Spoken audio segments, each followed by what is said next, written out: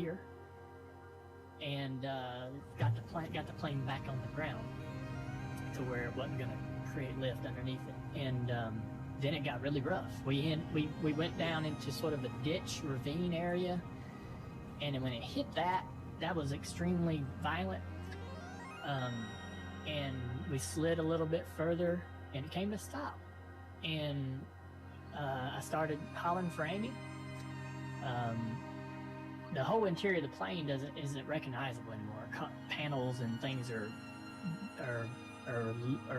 missing and loose and in different places. Everything's moved. And just trying to, in that moment, you just sort of think, am I broken? And I got my daughter Isla, and I got to look at her and check her, and she's screaming, and I'm thinking, God, please don't let nothing be wrong with her. Please don't let nothing be wrong with my girl, right? And so I look at her real quick, and I said, as far as I can tell, in just a split second, she's going to be okay. I hand her to Amy. Amy's trying to get her bearings, and I was like, Amy, check Isla really good. Just that's all you need to do right now is look at her and check her legs, arms, and check her head. Is she she got any kind of bruise on her head or anything? I don't know. And so I gave Amy that responsibility in that moment, and then because I wanted to find a way out. I wanted to figure out how. I knew we had a hatch in the back. We got the door. The plane's kind of leaned over. I'm thinking, I don't know if we can open the front door because that way the plane's positioned, probably not going to be able to get that open. So I'm thinking, get that hatch in the back open. Let's create an opportunity to leave. So I went back there, and I'm seeing smoke coming out the toilet. And so black, dark, thick smoke. I'm like, all right. I hollered up to the front. I was like, we're on fire. We got to go. Y'all need the pilots are up there doing all they're trained to do a series of things when they're in the situation. They got to fire off the extinguishers. They got to shut this down, turn them. You can't climb. You can't leave motors running and carrying on. So they're doing all the things as fast as they can to get everything to where the plane is as safe as possible in the circumstances it's in. So they're up there doing that, right? When I saw the smoke, I was like, "Yo, come on, man, we're on fire. We gotta move a little faster." I couldn't get that hatch open, and I'm trying to like hell to get that hatch open. And I can't get it open. That smoke's getting worse and worse. We went through a chain link fence, and it wrapped around that door, and it wouldn't allow the door to open the way I needed it to. So we're trying to get that open, and it ain't happening. And I turned back and I hollered at the other pilot, and I said, how to stop buffering issues anywhere, anytime, instantly. Internet providers don't want you to know about this. Chris Hurst and Matthew Anderson are two computer engineers. They found a way to boost Wi-Fi signals instantly. They both worked for a large internet provider. That's where they discovered a dirty secret. Internet providers are deliberately slowing down your connection by analyzing your internet data usage and slowing internet speed and bandwidth during peak hours. All internet providers are doing this to trick people into an expensive internet package and to give their top paying. I said, I can't get it open. So Amy hollers at him and says, try the front door one more time, because we had tried it and couldn't get it to move.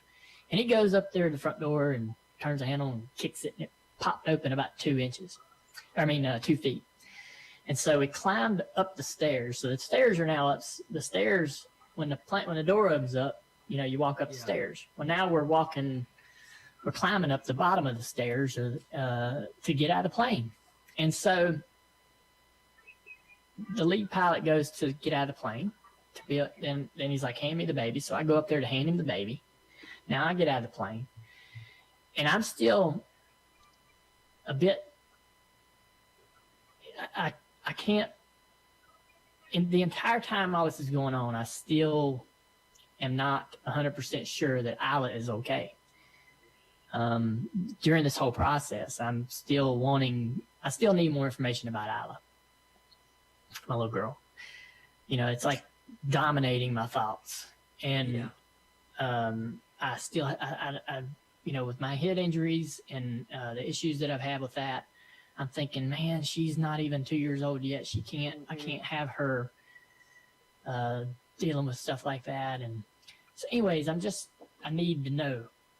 I need to see her, right? And so I took a step to go, because he took off running. The pilot, I gave him Isla, and he takes off running. I climb out, and I'm like, come back. I got to see, I got to check Isla. Damn, he's running. I can hardly walk. My back is tore all to hell. Damn. And I could hardly move. And so he took off, and so I turned around, and I'm helping Amy get out.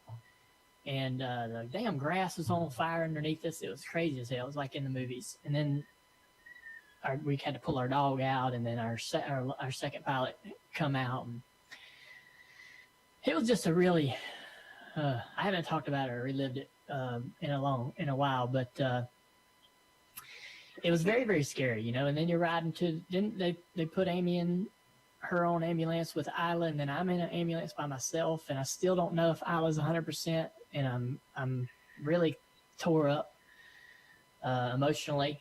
The guy riding in the ambulance did the coolest thing ever. He calls the other ambulance on his cell phone and puts my wife on the phone and gives it to me. And so I can talk to her. And I said, finally, I was like, Amy, you got a chance to really look at Isla and see what's going on with her. Is she okay? And, so I kind of finally got some relief because that was so stressful. And, Amy, I've been in race car crashes, flips, just really bad stuff, caught on fire, done all kinds of crazy stuff in race cars. So when you crash a car, even really badly, the first thought that you really have is, well, we got another car in the holler because we take 2 to the racetrack. It's a backup car is what they call it. I wonder how good that backup car is. Is it as good as the one I just crashed? That's your first thought. You don't think about, damn, that was a close near-death experience. You don't never even think about stuff like that. You just think, man, I got to get back on the track. How good is the other car? Let's go. Load the crash one up. We'll get the other one out. Let's go. And so I was seasoned. And when it happened, I got out. All that happened. As soon as I knew everybody was okay and everybody was healthy. How to stop buffering issues anywhere, anytime, instantly.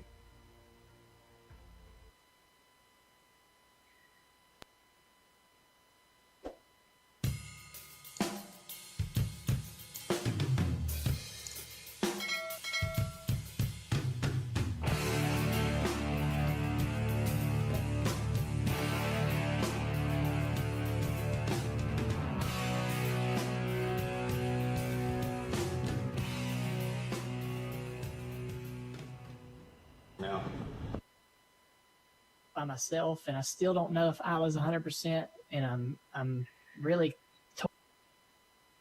Okay, so biggest problem that I'm seeing is that people are making content online that actually doesn't do anything. You're tore up emotionally.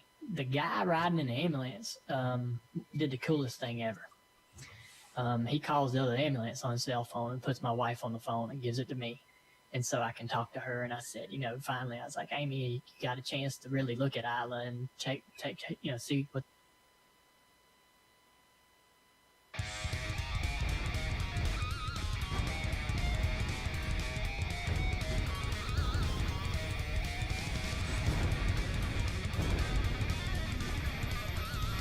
Things that make you go, what the fuck? Hello everybody, welcome to the show. If you are new, please like, subscribe, share, and hit that bell for notifications coming up.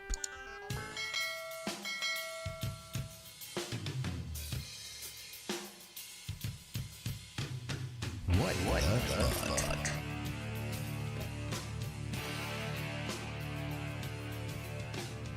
What up, Dad?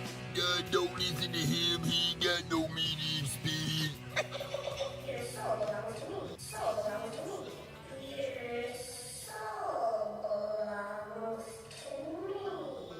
Dude, the past couple months, I've been going through like a really weird time in my life. Like, not a bad thing. I mean, not a good thing, just a thing.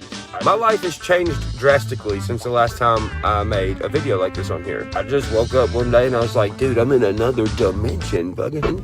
This pattern indicates two-dimensional thinking. Well, I woke up one morning.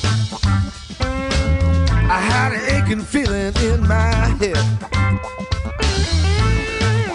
Well, it was so bad, so bad I couldn't even get up out of my bed. I had the blues so bad I could Past hardly like maybe even see. month, I made a bunch of changes in my life that are for me instead of for everyone else. You have to spend your time and minutes wisely. You have to wisely choose who gets your time and minutes, because time and minutes is more precious than any form of currency on the face of the earth. Because Well, hello everybody. How you doing? Richard Danas here. You know what, folks? I knew that I would eventually end up making this friggin' video. This really sucks. Why has Ryan Upchurch now split up with his beautiful fiance and that beautiful child in his life? Well, I'm going to tell you right now why. Because of bullshit. See, that is the problem. Celebrities are out there in the face of the public eye way too much. There's too many people out there that want to know everything. They want to say everything. They want to put it out on the news. Celebrities cannot stay married because you can't be married to your career and to a beautiful person and a family at the same time and not expect earthquakes, tornadoes, all kinds of crap that tears it down. For an example, singer Sinead O'Connor. She was one of the latest stars to file for divorce, something she did after just 16 days of marriage. She soon changed her mind, but apparently divorce did seem a solution, at least to some of her problems. Look at Kim Kardashian union with Chris Humphries. Their marriage lasted 72 days, and Katy Perry's marriage to comedian Russell Brand ended after 2 months. Now, last year seemed to be a high point for celebrity splits, with many stars filing for divorce and separation. Experts and columnists give many reasons why celebrity marriages end in divorce. Long shooting days, months on the road, and a seemingly endless array of options and suitors make it tough for high-profile actors and celebrities to stay focused on their marriages, folks. That is absolutely the truth. That's what I was just telling you. Now, others put it out to pressures of being in the spotlight, with everyone scrutinized by the press, rumors of affairs in the media, and the pairs often diverging careers, and with today's society and today's internet and everybody has a friggin' voice out there. All you got to do is push a little button and go on YouScrewed. And here you go. You can say whatever the fuck you want about somebody and destroy their friggin' lives and destroy their families' lives. Now, I made a video not too long ago, and I was explaining that this was only the beginning. The harassment that Upchurch and his family was going through, the haters, it was just the beginning. You can see now why I said that. Because this is what happens. You become a victim to the pieces of crap out there in the world, the jealous haters, the people that want to just destroy you because they don't like something you said or what you stand for or whatever have you. And it puts a tremendous amount of pressure on any kind of relationship at all whatsoever. And just because you're married, the artist is married to his career, doesn't mean that your spouse wants to be married to the career also with you. And it divides. Some, however, are more clinical, pointing to the huge amounts of publicity. And in some cases, money and weddings can bring, like the Kardashian is reported to have made almost $18 million from selling the TV and magazine rights to their ceremony, although she denies making anything at all whatsoever, which is bullcrap. We know that. Robert Paul of the National Institution of Marriages says that celebrity unions are a good guide for the public on how to conduct a relationship. And they are tainting the institute of marriage in the eyes of the public eye. In front of you, it appears to the public that many of us, or many of these celebrities, my friends, don't take this crap very seriously at all. It seems like they approach marriage as if they were like throwing away kind of relationships that were in the past. Well, this is a different one. Now, why do many celebrity marriages fail so fast, so quick, so easily? There is a corny old joke about the Hollywood starlet who married and divorced a different husband every year for 7 years. I don't know if you ever heard about this. When a friend asked her why she's having this way, the starlet says, "I'm majoring in annual husbandry." Okay. In all seriousness, breakups are not funny. This really sucks. This hurts people. This couple that we're talking about, Ryan and his past relationship with this beautiful woman and her child, that's who we're talking about right now. Whether they occur among celebrities or ordinary folks like you and other people out there that may be watching and listening to this right now, you know what? I can remember when Hedy Lamarr and Rita Hayworth made the news because they're umpteen marriages. And I remember asking my family members, why did it seem like so many Hollywood people get divorced in the first place? And you know what? Here's a good answer. He said, here's what I'm saying. That it was hard to stay married to the same woman if every week or every month you were making a movie in which you were kissing another lovely woman in another film or another picture, what have you. You know what? While my father or my grandfather answered lots of questions for me because my grandfather was famous and had gone through this too, and I have gone through this myself. The whole issue of marriage divorce reminds me that loving somebody is hard work, friends. It's not easy, especially when you're married to a career. Yes, it's funny and fulfilling to love somebody, but it remains really, really friggin' hard to do like this. It's all sorts of stresses work against one marriage, like the one we're watching unfold here that could have happened with Ryan Upchurch and his fiancee. Bad economy, a shortage of money, family irritations, such as living in the public eye, and all these friggin' haters that hate on Ryan all the time, such as crazy friggin' laws, children who are having trouble at school, children that are having problems with drugs, and then there's gangs, or even math, or just tons of different factors involved. One of the authors of the books that I read for some of this stuff was really cool. It was about the marriage and wedding vows. You know what? Life is not always hunky-dory, folks.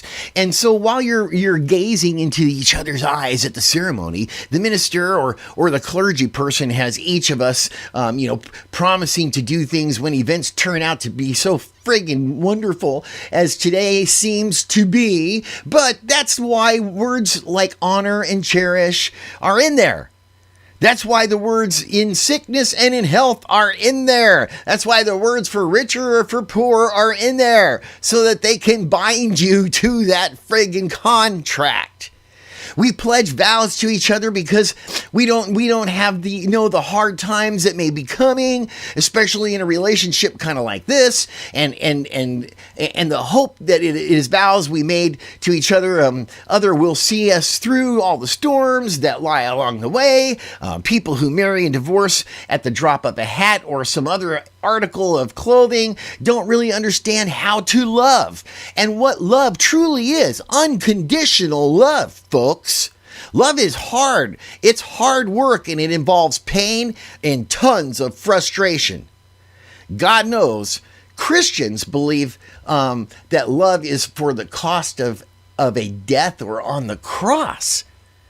Now, to begin with, successful, sustained marriages aren't easy for any couple in the first place. If in marriage God unites a man and a woman, each of whom has by nature inclination towards selfishness. And you know what? Love can really be very, very selfish, and it can be selfless too. And when you can't combine both of them together, it's almost impossible. Now, you watched Ryan Upchurch become a well-known relationship. Their relationship became really well-known on the internet. It was put out there. Now, that's because Ryan likes to put out his life and wants you all to watch his changes, what he's going through, his life changes, his growing patterns, and what have you. Well, here we are now witnessing a heartbreaking one at this time. Because I know, we did. This is why we didn't do shows talking a lot about his fiance and his little girl and what they were doing and where they were going and all that stuff. Because it's none of my friggin' business, and it's really none of yours. Because this is what ends up happening. I'm telling you, folks, the public eye and the people out there, the haters out there, have affected their relationship. The stress level that comes with being a celebrity and famous and managing money and managing your career and managing your life is unbearable for yourself as it is. You can't expect somebody else, your spouse or your future spouse, to want to be this way with you. Every celebrity couple faces most of the same challenges, but because of their situations have additional ones as well. Others idolize you in public, but when they come home, they're just people who have to learn to get along with each other on a daily basis, and that's that's a little bit different thing there.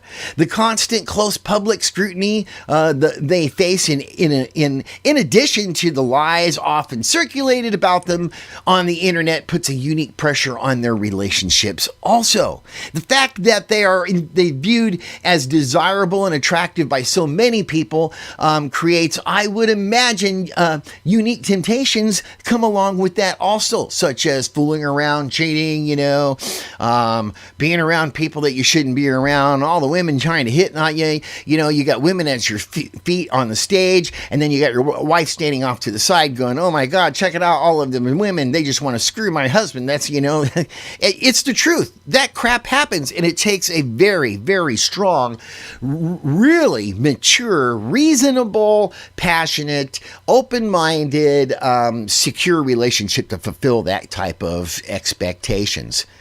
It's all part of the package of being a celebrity. This is what you sign up for when you want to become famous.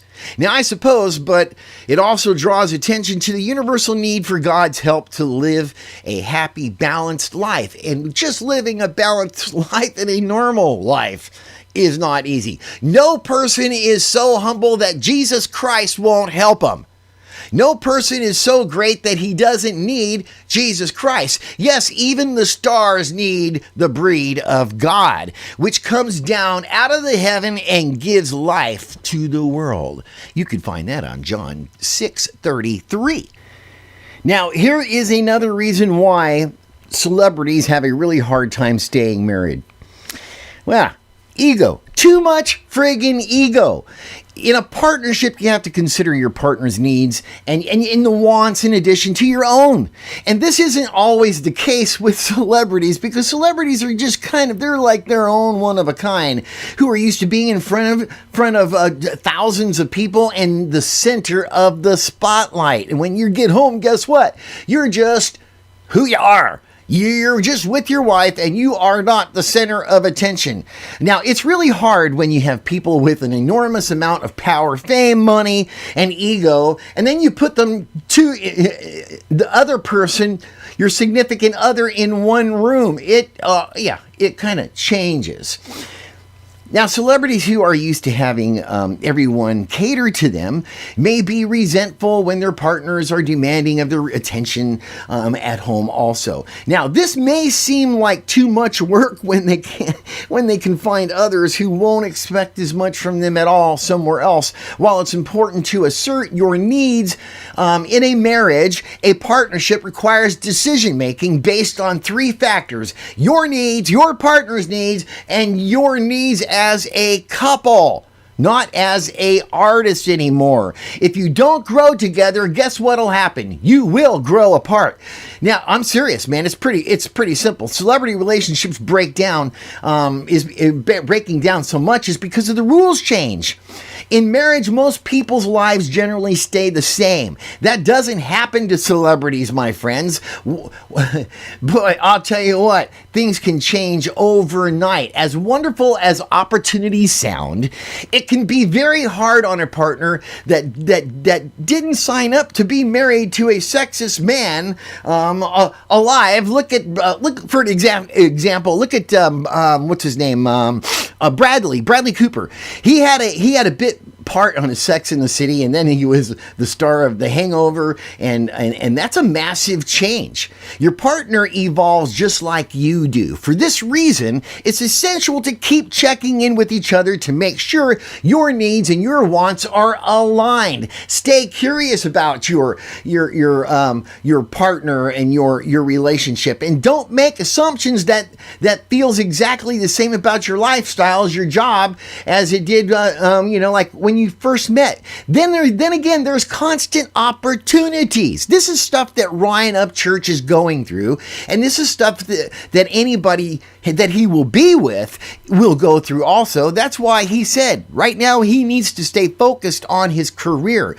Aside from the fact that celebrities have no shortage of fans who proposition them for a good time, many celebrities are put in a position where they have to make out with their attractive and charming co-workers as part of their job, like when they're in a movie. Can you imagine if it was acceptable for you to fondle your co-workers? If it was okay to go to someone's desk and pretend to dry hump them for actors, it's not only acceptable, but it's required on their friggin' job. Just like when you're a singer on a stage, your requirement is to make those people enjoy. It's not your job to get laid. It's your job to sell CDs. It's your job to sell songs. It's your job to sell yourself, your personality, your image to those people in the audience. And most of them are women nowadays. Being intimate with anybody will affect you, and you're working when you're working with somebody, the most beautiful people in the world, like the crappy old Hollywood lifestyle. Love shouldn't be dramatic like in the movies. It's not a friggin' romance novel. What makes a great scene in a movie, for an example, through the rain and to try to get his lover back after she wronged her, makes an uncomfortable scene in a marriage. A healthy marriage requires consistency, not drama. And there's too much friggin' drama in show business, folks. It's really super hard. You watched Ryan Upchurch move from his hometown out to West Virginia, where he thought he was going to be happy there. You can't run from these types of things. It's either you are or you are not married to each other, and unconditional love. What is unconditional love? Well, I'll tell you what, when you become a celebrity, you start to learn about what unconditional love really, really friggin' is. Here, I'm going to tell you something. You know what percentages of celebrity marriages end in divorce? Almost all of them. Oh boy, 52% celebrity divorce rate. In 2020, the U.S. Census found that 52% of celebrity marriages end in divorce. Celebrity marriages tend to have a very short life. Can a celebrity fall in love with a normal person? Well, celebrities can successfully date. Notice I said date ordinary people, as long as they're both aware that they will be publicly scrutinized and their lives may be dictated by the celebrity's appearance and production schedule, which means that Ryan's fiance had to also start living his life. You see, when you start doing this, one person has to give up their life so that they can both be together, because the number one priority really is not the spouse. It's the career. That's what one of the things that brought them together was they met on the road, or they met and they went, oh my gosh, I just love him, this, and that. You know what is the longest marriage in Hollywood? I don't even want to tell you. Is it okay for my girlfriend to have a celebrity crush? Uh-oh, that's another problem right there. Oh, yeah, we can get into all that kind of stuff a little bit later on. But you know what? Here, I'm going to tell you something real quick before I go. Here are 5 signs that you can get into your head of why you shouldn't be getting married in the first place. Some couples weren't meant to be married to each other. Ever. That's a cold, harsh thing to even for a wedding planner to say.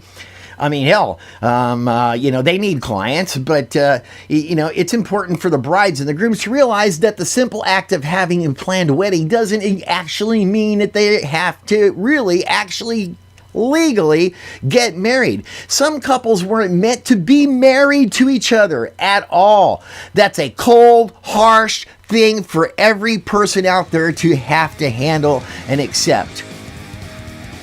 No, seriously. This is a problem, folks.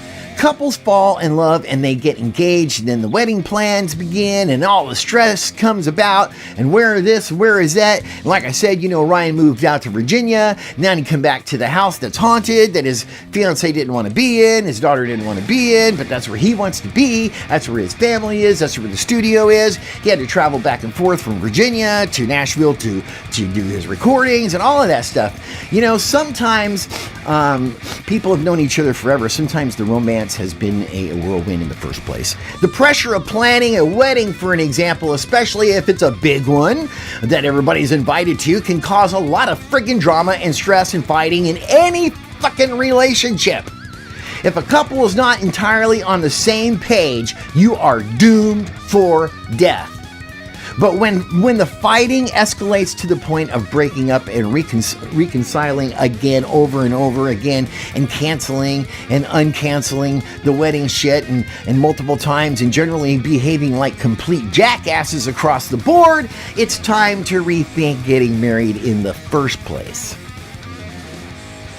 So here we are. Ryan Upchurch is now single again.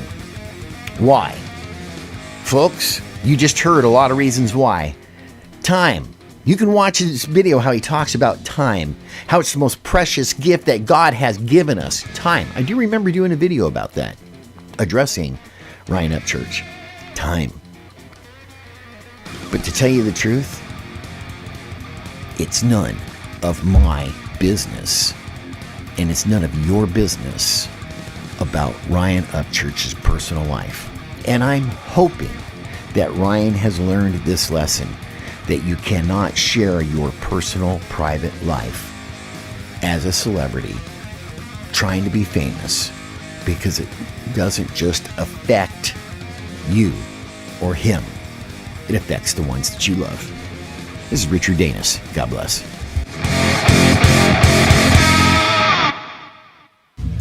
Things that make you go, what the fuck? If you are new, please like, subscribe, share, and hit that bell for notifications coming up.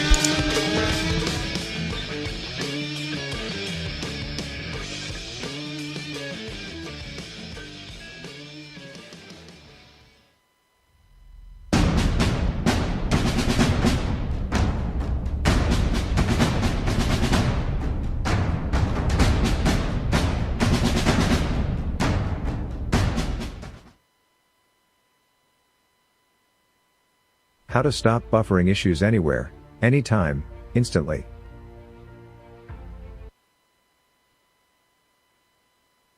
Before we get into this video, make sure you hit the red subscribe button, plus the bell, and leave a comment below saying, "I subscribe," and I will try my best to reply as many comments as possible.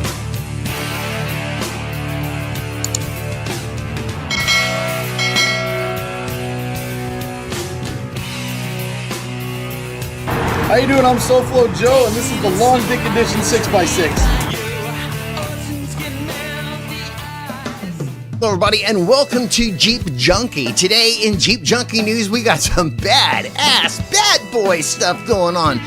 You know how they say that cars and trucks built in Florida suck? Well, in this case, my friends, it is not true. A Florida man builds a very, very big Florida Jeep. Yes, it is a 2021 Gladiator with 6 wheels and a Corvette engine. And as Russell Crowe once said in the movie Gladiator, are you entertained yet?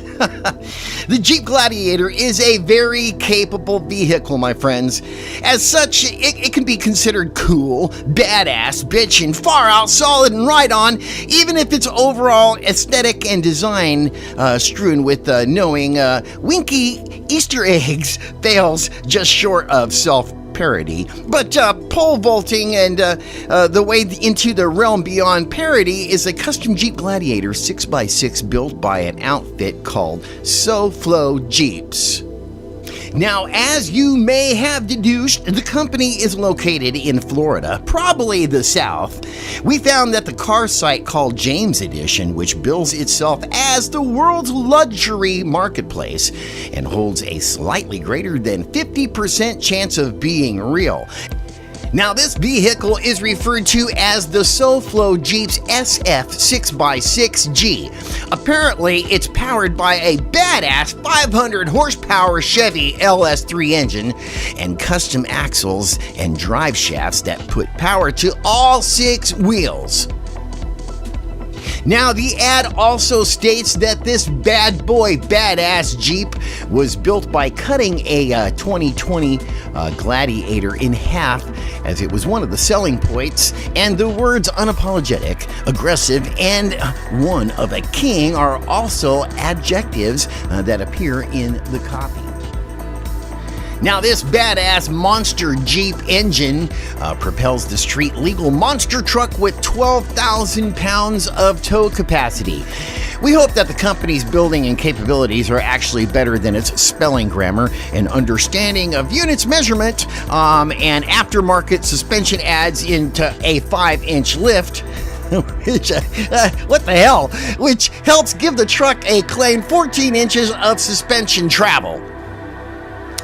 And the report also says that the gray coating that covers the exterior is described as a 3-part scratch-resistant epoxy mixed with Kevlar fiber and is 1/16 of an inch thick. Man, what is this thing, like a tank or something? The preferred method of upkeep on this particular vehicle is power washing. It sports custom fenders, grille, and Predator hood, and of course, the de jour color changing halo headlights. Now, so, what is it like to drive this big bad boy beast? Well, according to the listing, it can take on any off-road challenges and effortlessly hit 90 miles per hour on the highway and not to be over all 3 lanes. At the same time. That sounds like a winner to us. So if you've got $175,000, burning a hole through your tactical wallet, maybe this vehicle just might be for you. So we received some comments already on this particular vehicle. A gentleman named Rodney, a local restaurateur, has one here in Tampa, Florida. He says that he sees it as well as in front of his business and his partner's Lamborghini, Avatar, and SVJ outside on a daily basis. Also here, another person says, how far does one have to drive away from South Florida to find an even hill? And Gordon also responded, actually saw 2 of these in 24 hours on the YOLO restaurant in Fort Lauderdale and in front of SoFlo Jeeps themselves. Complete tactness in spades, he says.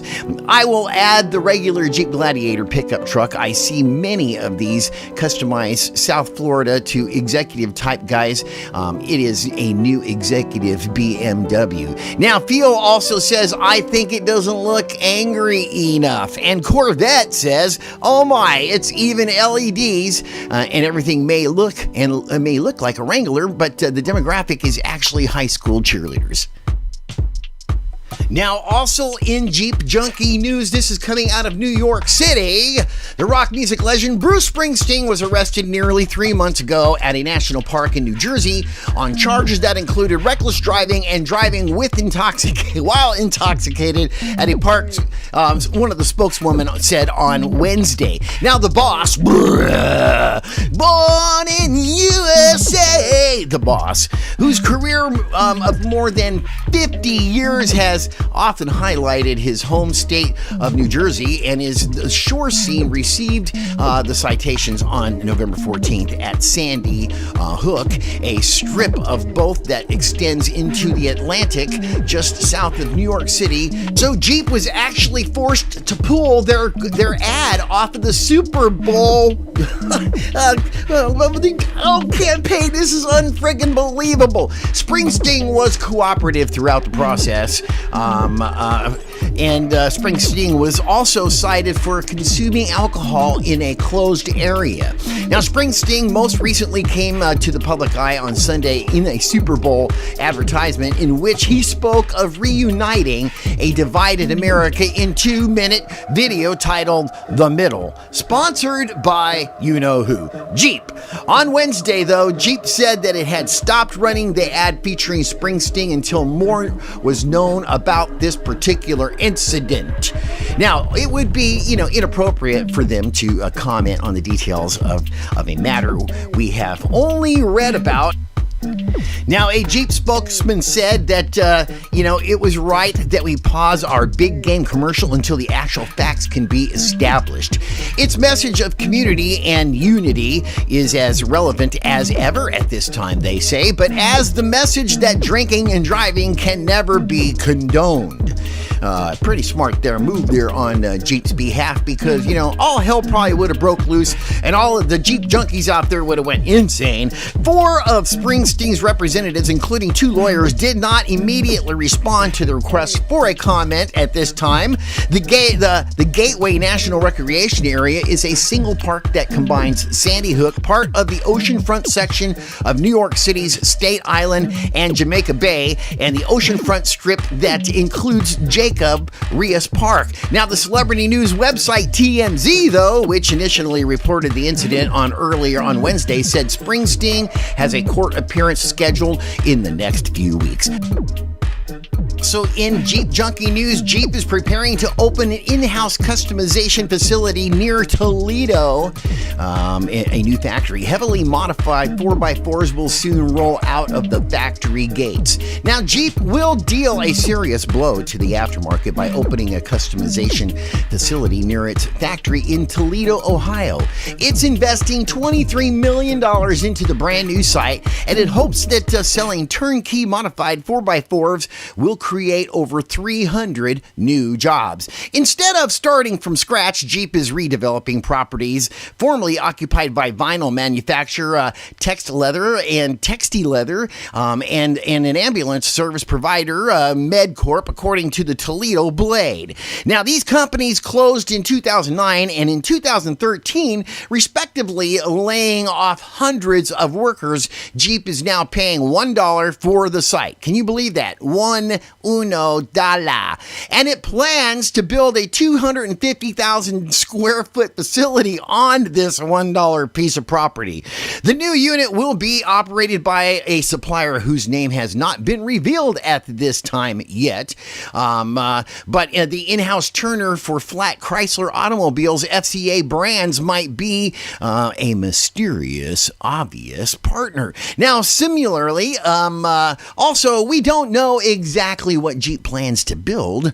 The president of the UA Local, which represents workers at the companies, told everybody that we're just not sure exactly what we're going to build, but future customizations options will include bigger tires, bigger rollout bars, different lights, customized running boards, and a logo or customized paint jobs. It sounds like Jeep wants to give buyers the option of ordering an off-roader similar to the ones it sends to the annual Easter safari without building it themselves. They want you to do it piece by piece or going through an independent tuner. Now, enthusiast website Muscle Cars and Trucks points out that the Wrangler and the Gladiator will likely be a heart of the project. They're the Jeep models that are most often customized. Finding the Wrangler that's 100% stock is easier said than done, and they're both manufactured in Toledo, Ohio.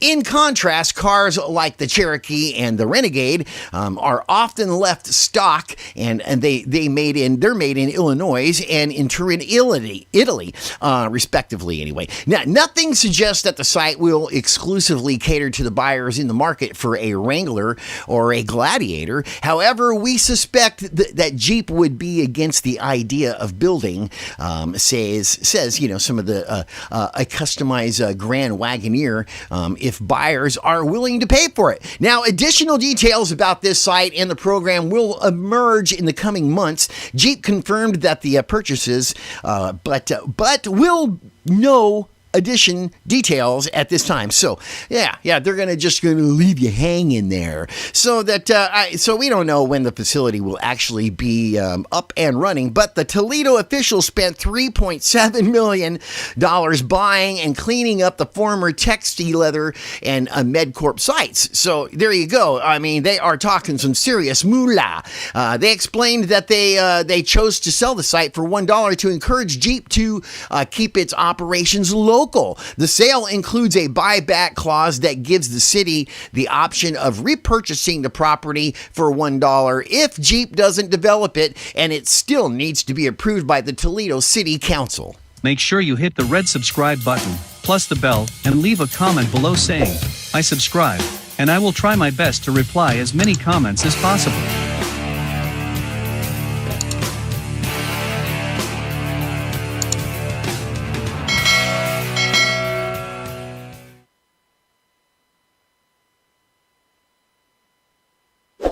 Before we get into this video, make sure you hit the red subscribe button, plus the bell, and leave a comment below saying, "I subscribe," and I will try my best to reply as many comments as possible. Hello and welcome to Bronco Mania on Auto World Magazine.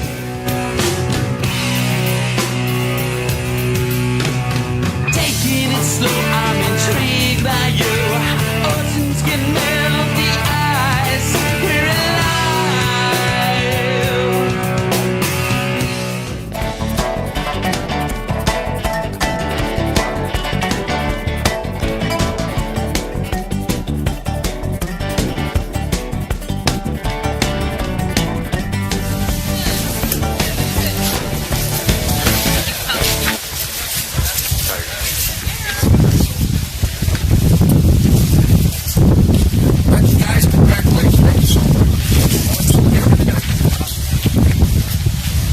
Well, Todd, I'll tell you, it was a labor of love.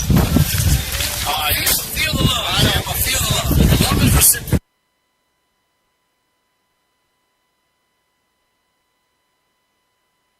How to stop buffering issues anywhere, anytime, instantly.